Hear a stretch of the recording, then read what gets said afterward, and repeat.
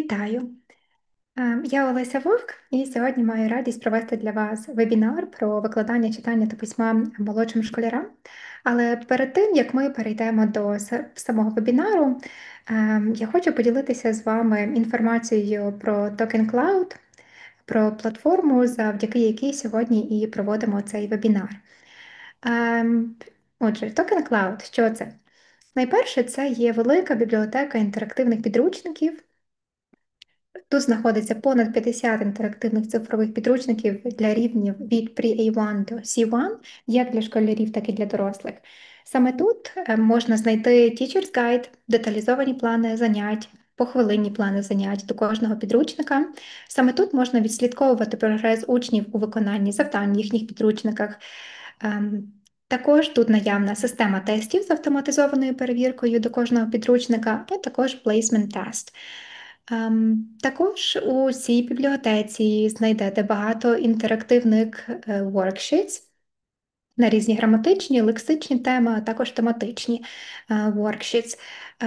Також тут, на цій платформі TalkEn.Cloud, у вас є можливість створювати свої власні інтерактивні завдання. Більше того, платформа TalkEn.Cloud включає в себе систему менеджменту навчального процесу, що ми називаємо LMS. Саме тут можна створити профілі учнів, об'єднати їх у групи або призначити індивідуальні заняття. Тут можна генерувати розклад уроків, прикріплювати вступні тестування з автоматизованим визначенням рівня англійської ваших учнів. Можна організувати розклад роботи викладача та електронний журнал. Легко задавати домашні завдання учням та налаштувати зворотній зв'язок від вчителя. І також зручно використовувати цю платформу для переходу на онлайн-заняття за потреби і відслідковувати прогрес виконання завдань в інтерактивних підручниках. Також тут є саме автоматизована перевірка тестів, що спрощує роботу. І також важливо зазначити, що саме у TalkEn.Cloud є Академія розвитку мовних шкіл, яка завжди організовує багато навчальних вебінарів, семінарів, воркшопів, які допомагають розвивати мовну школу та розвиватися вам як викладачам. Так? So, let's dive in. And I think that this webinar on developing reading and writing skills in the primary classroom will be really useful for all of you. Whether you are new to teaching primary learners or have years of experience, I hope this session provides you with fresh insights, some practical tools, and hopefully renewed motivation. So let's begin with a quick reflection. Think about this question. What do you enjoy most about teaching young learners to read and write? Feel free to share your thoughts in the chat.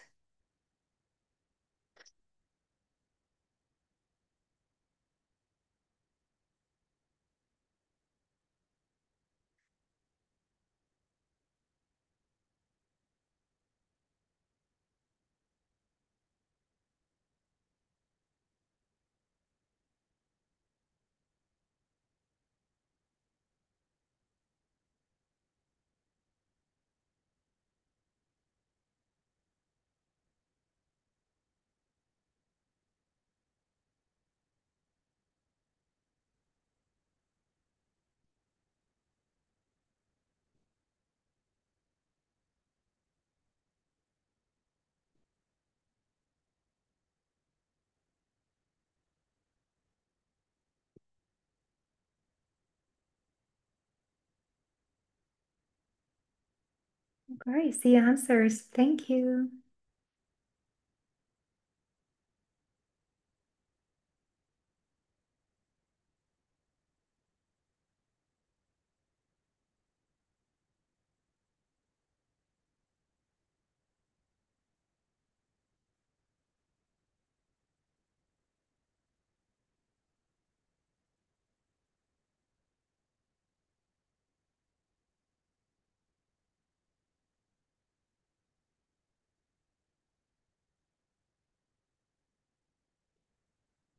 Okay, thank you. We do all enjoy the most about teaching young learners to read and write their success and their result. Good, agree.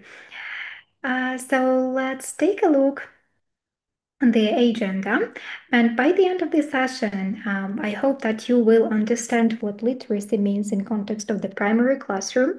We'll try to explore the difference between bottom-up and top-down language processing. Will discover four major approaches to teaching literacy, identify common challenges in teaching reading and writing to young learners, and some strategies how to overcome them. So let's start with the basis, but the very first question to you, that's how would you define literacy in your classroom context?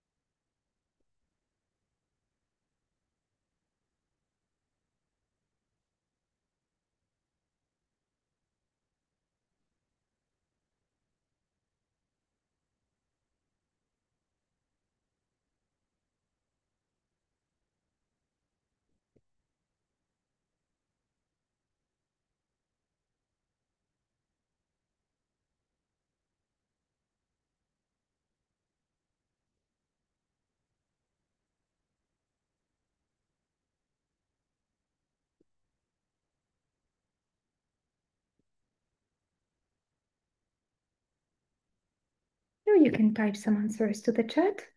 How do you understand literacy? How would you define it in your classroom context?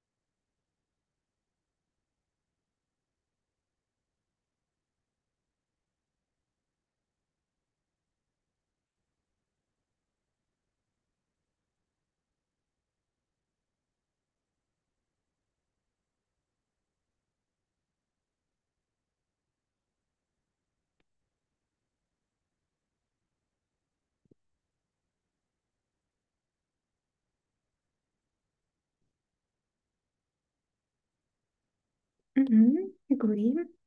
Understand the meal and the basis, okay?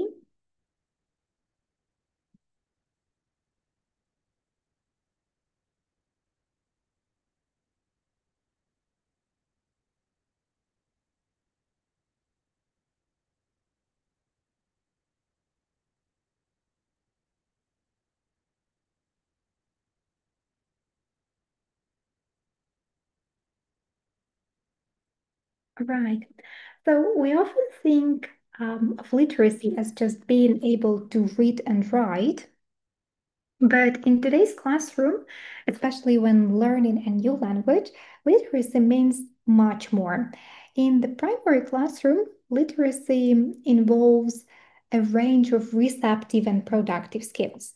Children learn to understand what they read, make sense of information, write clearly, and use language to learn about other subjects like science or even history.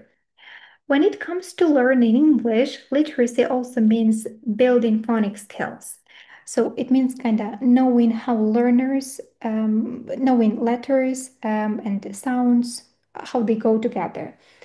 So learning, also here we can put learning new words, understanding grammar, and being able to read and write different types of texts, like simple sentences, stories, letters, or even short reports. In ESL classrooms, literacy becomes even more complex. Children may need to learn a new alphabet, or how sounds match letters in different way. So learning to read and write in English isn't just about language. It also involves thinking skills, social interaction, and emotional growth. And helping children develop reading and writing skills from a young age is incredibly important. Research shows that kids who start building literacy skills early often do better in school later on. So they usually feel more confident, they stay motivated, and learn to work independently.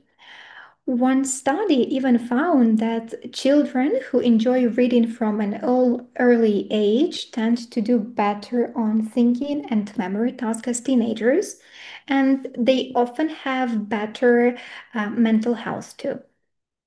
So, writing is also a big part of early literacy. When children write, they remember things better, they understand topics more deeply, and we can say that writing doesn't just help them express ideas, it also helps them think more clearly and critically. So let's start by looking at two important ways our brains process language. That's bottom up and top down. These are not teaching methods, at least not yet. For now, think of them as how children's minds naturally work when they encounter language, whether it's spoken or written. So, bottom up processing means that children start from the very smallest units of language, things like letters and sounds, and um, work their way up to understanding full words, phrases, then sentences, and eventually whole text later. So imagine a child looking at the word cat. They might first of all recognize each letter, C-A-T, right? Then they recall the sounds k, a, t. Then they blend the sounds together to read the word cat. So that's bottom up processing. It's like putting puzzle pieces together to see the full picture. So this kind of processing is really important while children are just beginning to learn how to read. They are building up their skills step by step. And first recognizing letters, then decoding words, and then understanding whole sentences. Now, on the other side, we have top-down processing. This is when children use what they already know from the world, from some images, from prior experience, to help them understand new language. For example, you show a picture of a rainy day with a girl holding an umbrella, and then open a book with that image on the cover, and a child might say, I think the story is about the girl going out in the rain. So they haven't read a single word yet, but they already making guesses using logic, some context, and life experience to understand what's coming. So that's top down. The brain is kind of filling the blanks using background knowledge and some clues. So now that we understand how these two models work inside the brain, let's talk about how they translate into teaching strategies, especially for literacy. When we talk about bottom-up approaches in the classroom, we're focusing on the technical side of reading and writing. First of all, that's learning to recognize letters and sounds. Um, Also practicing phonics, decoding simple words, and building sentence level understanding. A typical bottom-up classroom activity might be sounding out CVC word, like consonant, vowel, consonant word, like dog, yes, and Then you ask students to match it with a picture of a dog.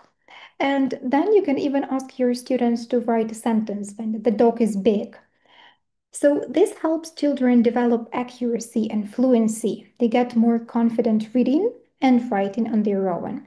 Here on the screen, you can see some more examples of bottom-up activities, activities that follow this approach, where students have to read some CVC words or where they have to read a short passage and circle the word with some sounds, or they've got they have to listen and put the words in the order with similar sounds, right? So all the activities that you can see here, they are created up to bottom-up approach. If we talk about top-down approach, it's more about meaning and comprehension. We use these when we want children to make some predictions before reading. We use pictures or headlines to guess what a text is about. We focus on understanding the story or message, even if they don't know every single word in this story. For example, before reading a new story, you might ask your students, look at this picture. What do you think is happening here, right? What might the girl say? Or what words could we expect to find in this story? You also can ask you, after reading a story, for example, as you can see here in the picture, the very hungry caterpillar story, you can ask learners to retell the story, or you can ask them to draw a picture about the story, or you can even ask them to act it out.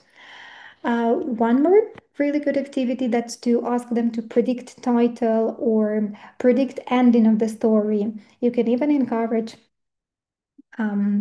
so these activities, they usually encourage creativity and comprehension. These kind of activities, they also build engagement and they develop higher level thinking skills like making guesses and connecting ideas. Some children might naturally learn more towards one type of processing. Maybe they are great at decoding but struggle with understanding meaning, or vice versa. That's why a balanced approach is so important. So, the balance between these approaches, bottom up and top down approaches, um, depends on your, first of all, learner's age, the level, and the type of the task. So bottom-up activities, they help students build the skills they need to read and write with accuracy.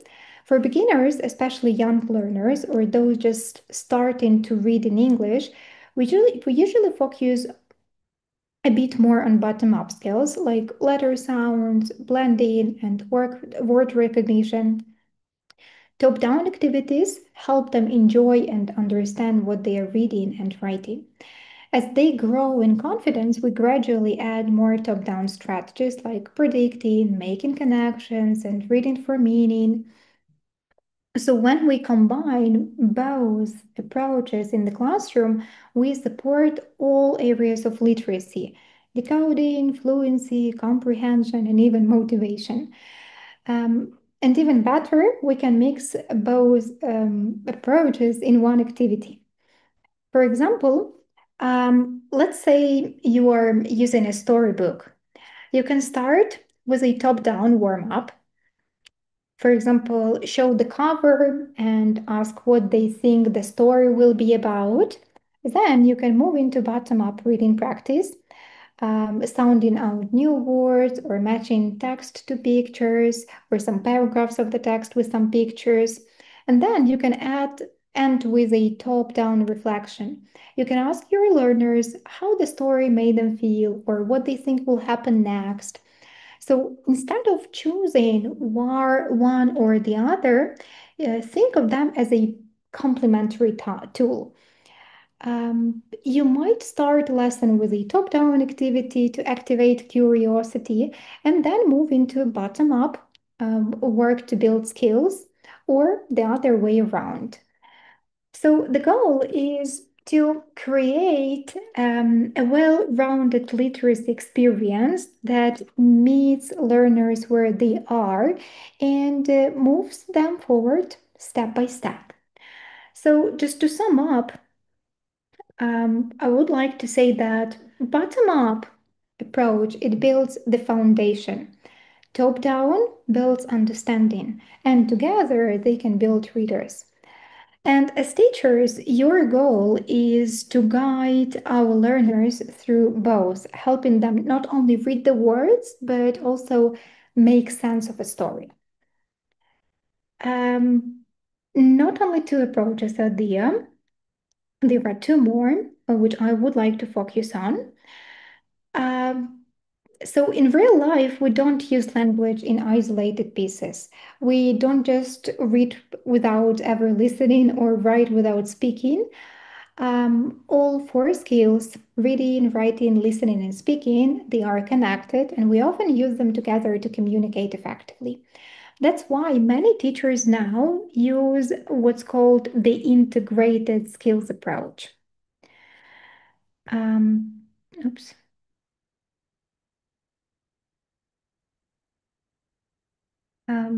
So this approach means we teach reading and writing in context alongside listening and speaking. The goal is to make language learning feel more natural, more meaningful, just like how we use language in the real world. For example, you might read a story aloud to your learners. That's listening. Then they talk about what happened. That's speaking. Next, you might write a new ending to the story. That's writing. So finally, they read each other's versions, kind of as a pair work, and again, that's reading. So with this one activity, you're helping students practice all four skills in a connected way, build their confidence in using language for real communication, and develop creativity and some personal expression. So approach is especially useful for young learners or especially in mixed ability classroom because it provides multiple ways for students to engage, not just through writing, but also by listening, acting, drawing, speaking, and so on. It keeps lessons dynamic and interactive and helps learners see that reading and writing they aren't boring school tasks, but actually useful ways to tell stories, to share some ideas, and to connect with each others. Um, so here you can see some example activities, which I've already mentioned, yeah, that after reading a short text on animals, learners create a group poster and present it, yeah. So they have reading and they've got pair work, yeah, kind of speaking, and also write drawing kind of here. Or you can ask them to listen to a story and discuss in pairs, then write their own version, yeah. So again, listening, then speaking, and again writing. One more approach, that's genre-based approach. This is one more powerful method for teaching literacy. This approach focuses on helping learners understand the structure and language features of different kinds of text or genres. Think of how different a story is from a recipe, or how a letter looks compared to a set of instructions. So you see that each genre has its own purpose, its own organization, and its own language style. For example, a story usually has a beginning, middle, and end. It uses past tense verbs and includes characters and a setting.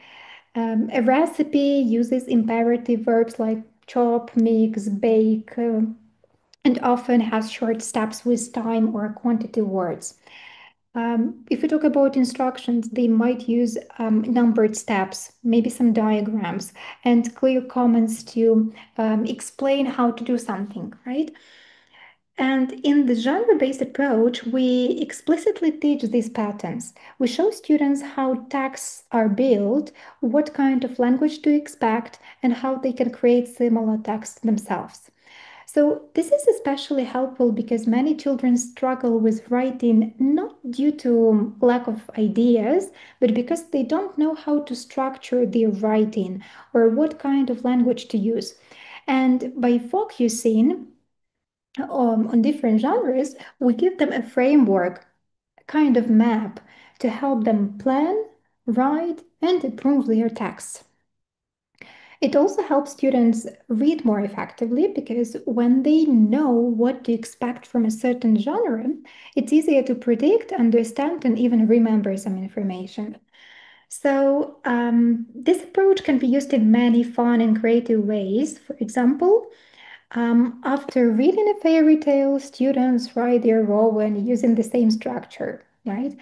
Or after analyzing a poster or advert, you can ask students to design one for class event.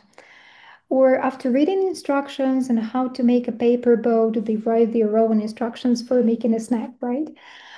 Or as you can see here, the example of creating a greeting card. First, students look at three different greeting cards. Then you work with them on the structure of the greeting card. And then you ask them to write their own greeting card to their friend, for example. So, which of these approaches do you already use in your lessons, even if you didn't know the name of it?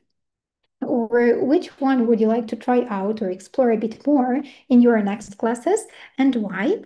Please type your answers to the chat.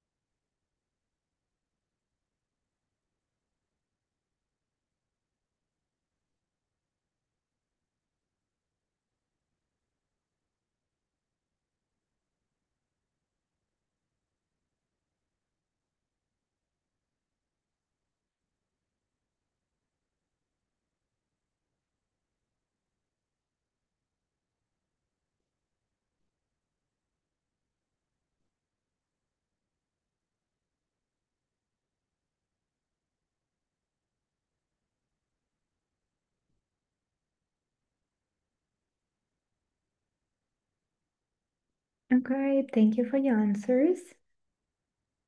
Looks like you're using all of the approaches which are mentioned here, but probably you didn't know the names of all of them, right?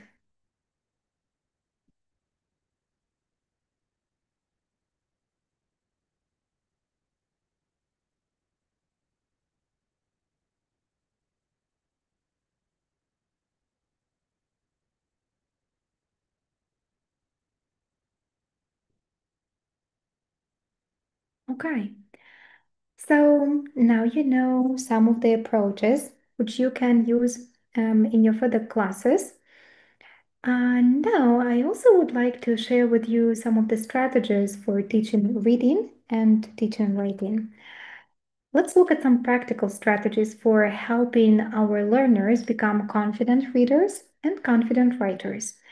So these methods work well with young learners, and they also can be adapted to suit different levels of students. So we'll start with reading. Developing strong reading habits means helping students enjoy stories, understand meaning, and build fluency. And here are four key strategies. The first one, that's reading aloud. So, reading aloud is one of the simplest yet most powerful tool we have. Um, what do you have to do? That's choose age-appropriate and engaging stories with some strong characters and fun plots. Um, you need to use your voice expressively, change tone for different characters. You can pause to build suspense, and you also need to use some facial expressions or your hand gestures to bring the story to life. As you read, you pause and you even can ask questions like, what do you think happens next? Or how do you think this character feels right now? So these questions, they boost comprehension and keep students curious. Read aloud model fluent reading and expose students to vocabulary and sentence structures they might not use yet. So that's why that's a good idea to try once reading aloud with your students. Another one is guided reading. In guided reading, you work with a small group of students who are at a similar reading level. This allows you to tailor your support to what they need most, whether it's decoding, vocabulary, or comprehension. You need to use leveled readers or maybe some short texts and guide them with prompts like, um, can you sound that word out? Or let's look at the picture. What might help us guess the word? So it's a focused time to build confidence step by step. And because it's small group, every student gets a chance to read. Another one, that's shared reading.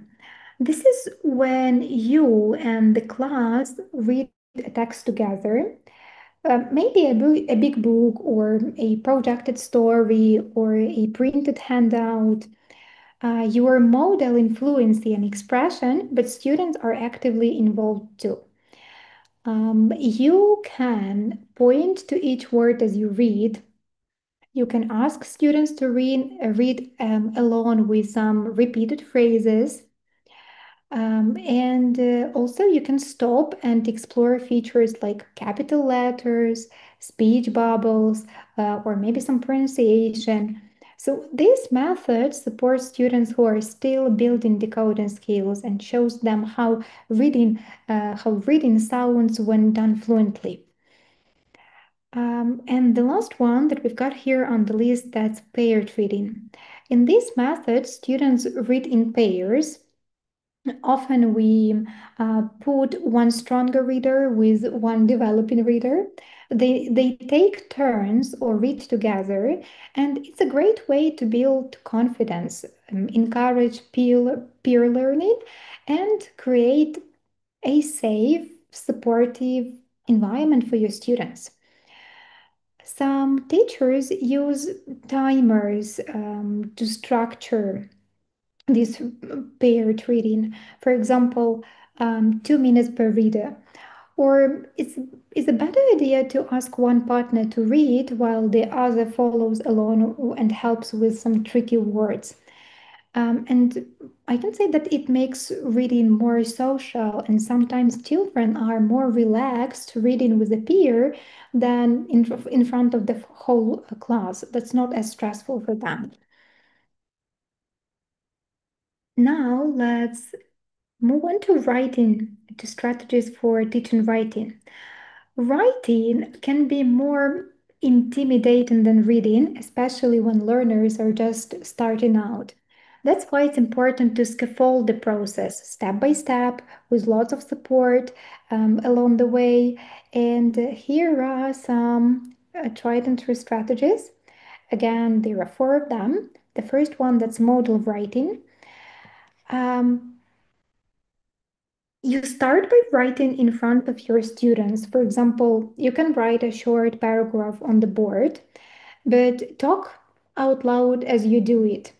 I want to describe my weekend, so I will start with on Saturday I went to the park, or I think I will add that I did there, what I did there. Maybe I played football with my friends, right? Or I went to my grandparents. So this shows students how writers think, how they plan, and how they build sentences. This is a very helpful tool, a very helpful activity for your students to understand all of these aspects. Another one that's shared writing. And here you co-write a text with the class. You hold a pen or you type, yeah, but students help you create the content. You might brainstorm some ideas together. You can also ask students to vote on the best sentence or maybe take turns adding some details to the story. So this method is really great for retelling a story you've read together. Yeah, first you read the story and then you retell it together in kind of an open class with your help. Or this also works good for writing a class email, or maybe creating some rules or posters, or even a poster with some classroom rules, yeah, or some tips. So it's a collaborative, and it builds ownership of the final product, yeah, of the final result that they get. The next one, that's writing frames. Writing frames are a great support tool, especially for young learners or those less confident in English. You give students sentence starters or some templates, and they fill in the blanks. For example, as you can see here, my favorite animal is, then blank. It can, gap, yes, and then it lives in, again, gap.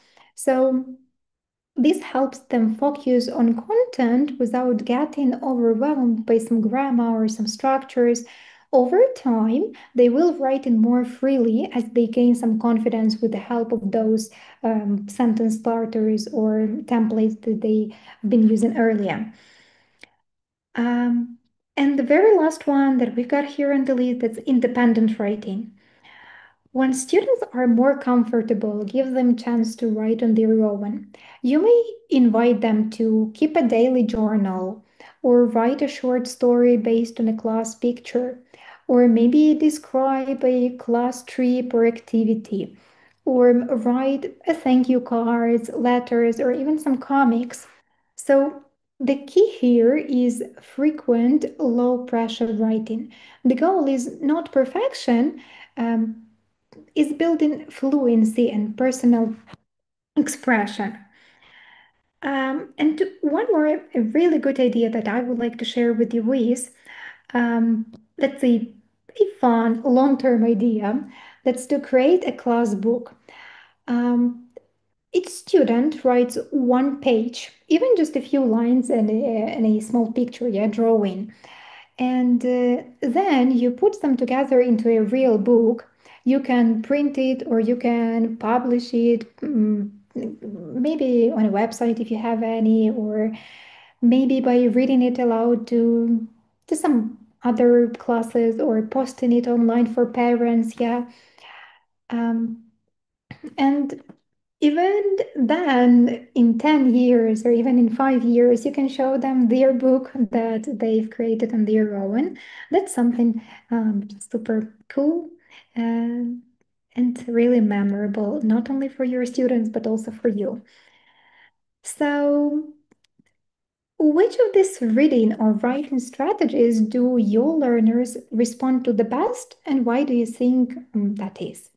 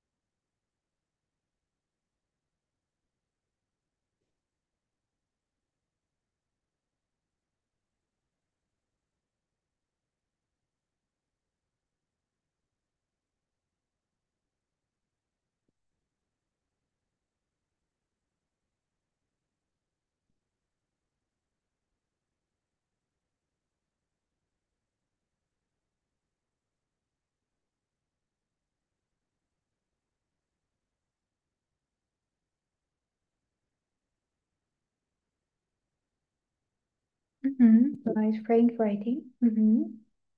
Okay.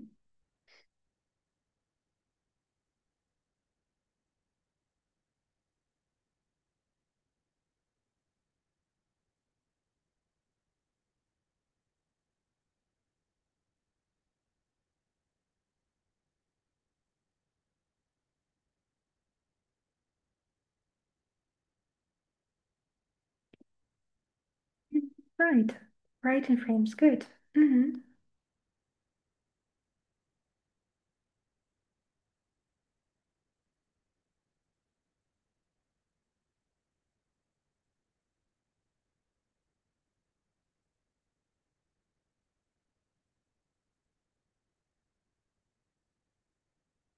Model writing, yeah, okay.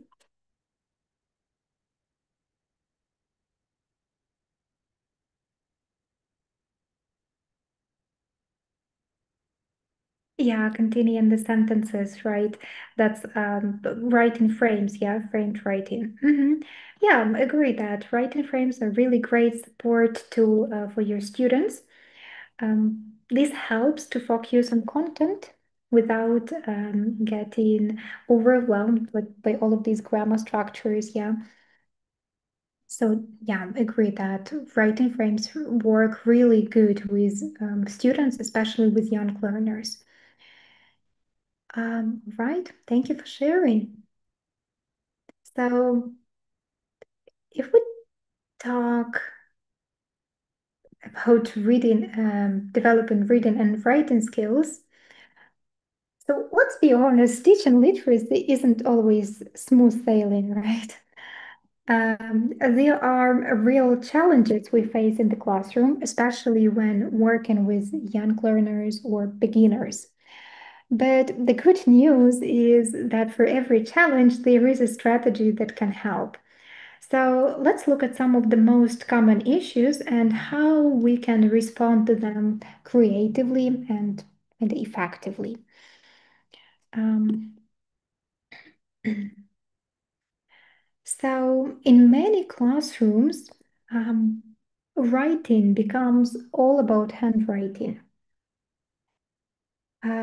Handwriting, spelling rules, grammar drills.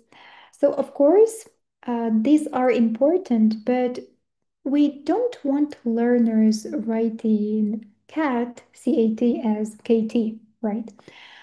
Um, but when we focus, when the focus is only on mechanics, how to write, we risk turning writing into a boring and stressful task. And that's not how children learn best. And the solution is that's To bring the joy back into writing, try creative, low-pressure tasks that let learners express themselves. For example, designing a monster and writing a short description, kind of my monster has three eyes and eats socks, right? Or maybe you can you can ask your students to write a letter to their classmate, yeah? Or create a comic strip with some simple speech bubbles, yeah? Make sure that your writing task is really engaging and interesting and fun. So these tasks, they still build fluency, vocabulary, and sentence structure, but they do it in a way that is fun and meaningful. Um, another challenge, that's lack of authentic and engaging texts. Or we can say that the texts are boring, or sometimes they can be even irrelevant. So that's another common issue, yeah? Learners switch off when the reading materials are dry, they can be outdated or just not interesting if a child doesn't care about the text. They so yeah, if the child doesn't care about the text, they usually won't care about the task either. So that's why it's very important to choose materials that are colorful, they are modern and relevant to their lives. Um, you have to think of short stories, maybe some comics, some brief poems, or even short text about some trending topics like pets, sports, or cartoons, or some of their favorite online games. Yeah, Roblox, Minecraft, or whatever.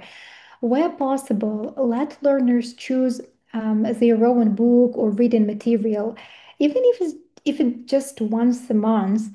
Giving them some control boosts motivation. Yeah, they've chosen these tasks on their own, they are more willing to read and do some tasks on it. And remember that short texts, they can be rich texts. So a four-line poem can spark a beautiful class discussion or even a writing task. So you don't have to look for long texts. It's even enough to look for some short texts. They are also rich texts. Um, Another issue is one size fits all tasks, yeah, not meeting individual needs. Literacy develops at a different pace for every child. Some learners are decoding full sentences early on, others are still getting stuck on the basic CVC words. So, when all learners are given the same task, it can be lead to frustration or even boredom. So, the solution is to think of scaffolding and flexibility. For writing, you can offer sentence starters, yeah, those phrases. You can come up with some key vocabulary boxes. Yeah, you have to write a paragraph using the words from the box, or you can help and support them visually. Yeah, come up with some pictures that can help them, or to create a story or to write a text. And if we talk about reading, so you can use different levels of text for different students. Or so it's okay to adapt the texts that are usually given in some curriculum, yeah, to adapt them to your students' needs.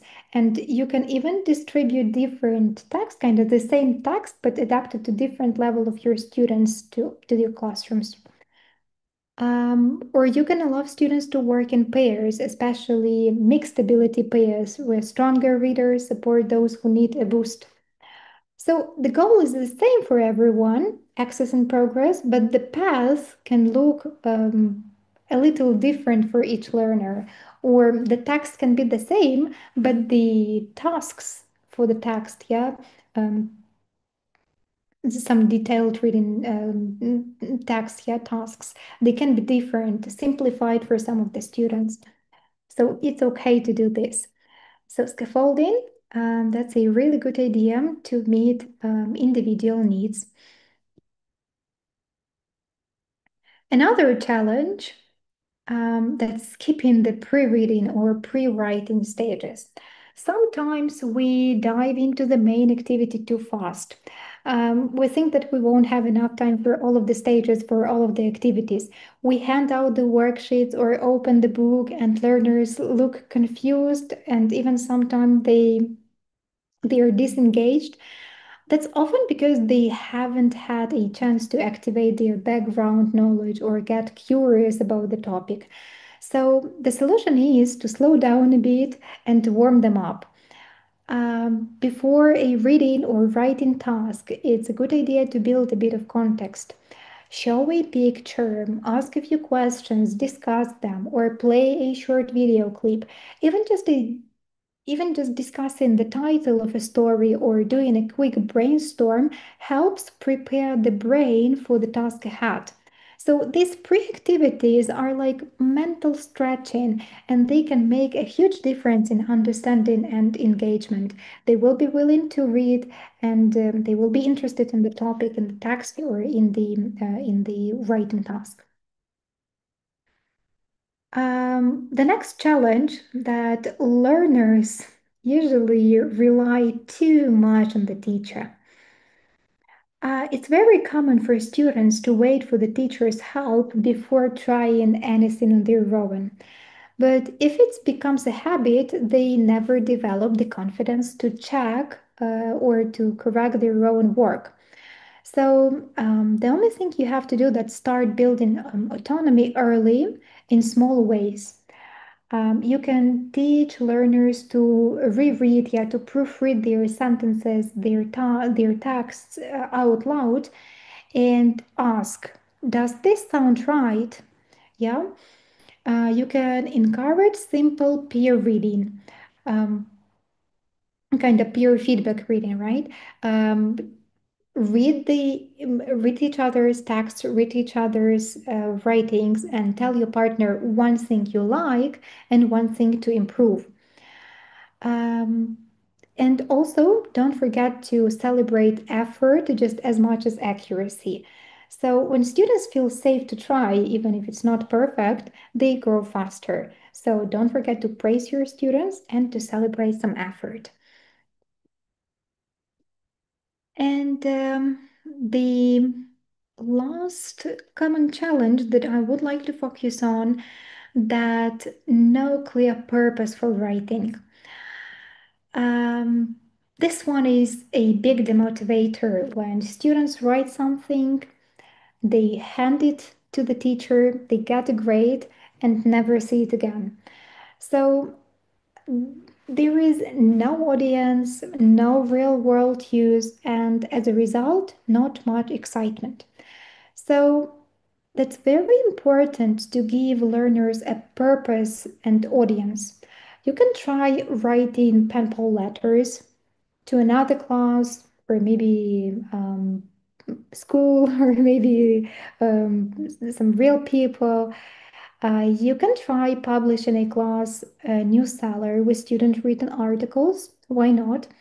You can create a reading wall with book reviews or summaries, or you even can ask your students to stick their writings all around the classroom on the walls and then organize peer feedback. You can create a class storybook where each learner adds a page, as it was already mentioned. Each learner adds a page, and then you collect all of their writings into one book. So you can even organize a competition. For example, your students have to write about their dream house or don't know, have to create the best transport ever. And you can kind of manipulate with some questions. Do you want um, do you want your group mates to choose your very house as the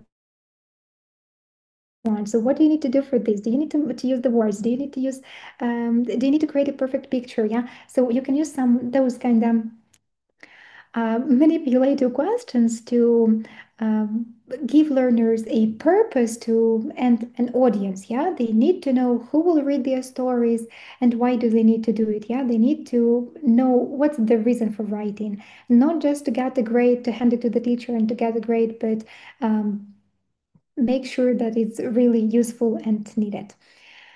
So when writing feels real and when it's shared, learners are more invested in doing their best.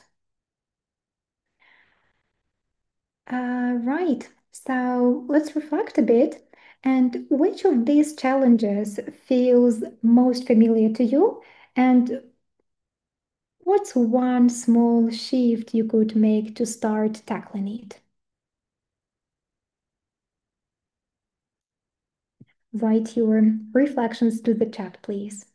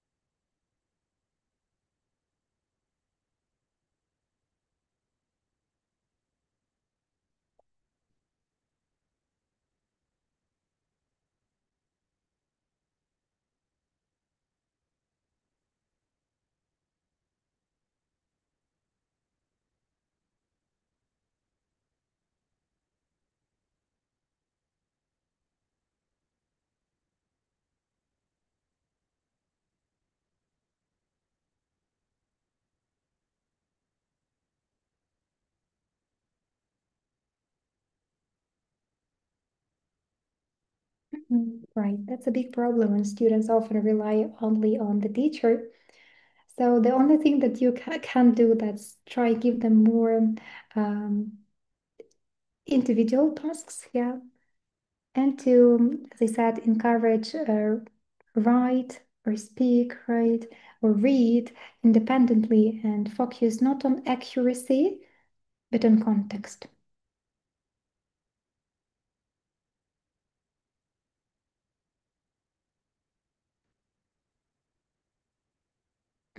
Irrelevant text, yeah.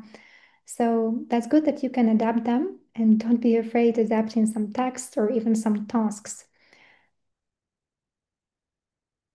All right. So let's,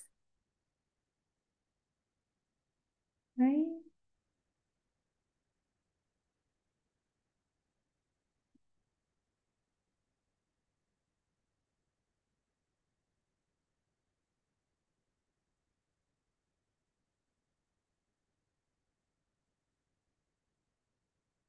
So let's sum up. So the very first thing that I would like to mention and to revise that literacy is much more than just learning how to read and write correctly. It's about helping children make meaning, read and write fluently, and truly enjoy the process. To support this, we need to balance with bottom-up and top-down strategies like phonics and decoding with top-down strategies that build comprehension and connect to learners' background knowledge. While structured approaches such as guided learning or genre-based writing, they provide helpful frameworks. It's also important to stay flexible and respond to learners' needs.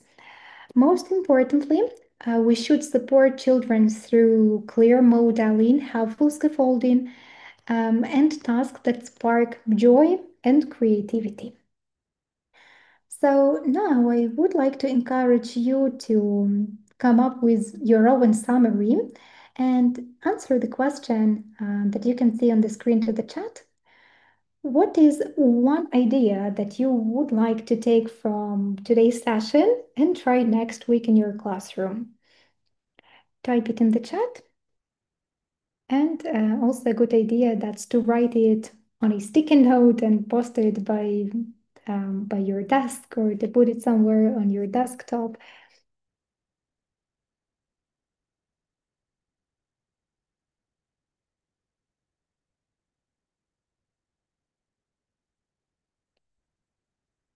Maybe as an idea. Um, on your computer screen, right?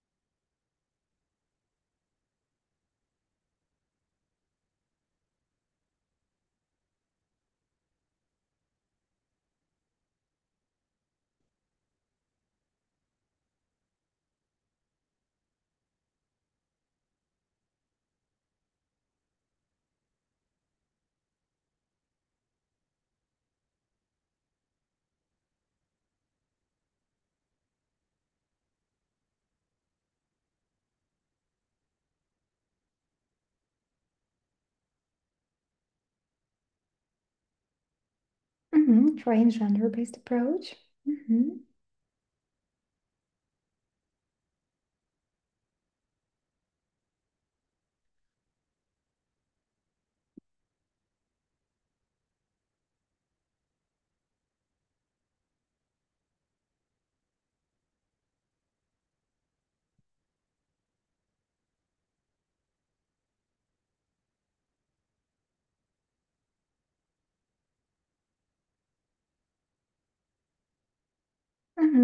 Trying to use a class book in your classrooms. Yes.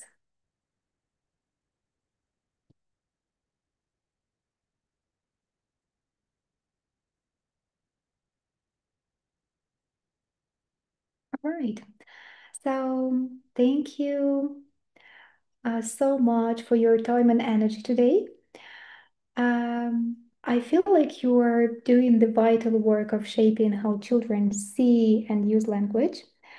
But before, I would like to remind you about the certificates. I know that a lot of you can would like to get a certificate from after this webinar. So if you'd like to receive a certificate, so first of all, I want to mention that certificate cost is 100 hryvnias. You need to make the payment using the provided details and send a screenshot of the payment receipt to our email. You will receive access to the test within 24 hours after the webinar, and you can pass this test and receive the certificate. Um, you can also check your spam folder if you don't see any email here on your email, right? And a summary letter with a link to the article and a reminder about the certificate will be sent to all of you by the next day. You can also pay after the webinar. Just send us the receipt screenshot and we'll send you to the task link. And so once again, thank you very much for your time and energy today. Let's keep learning and wishing you a restful night and lots of joy in your teaching. Thank you very much and see you.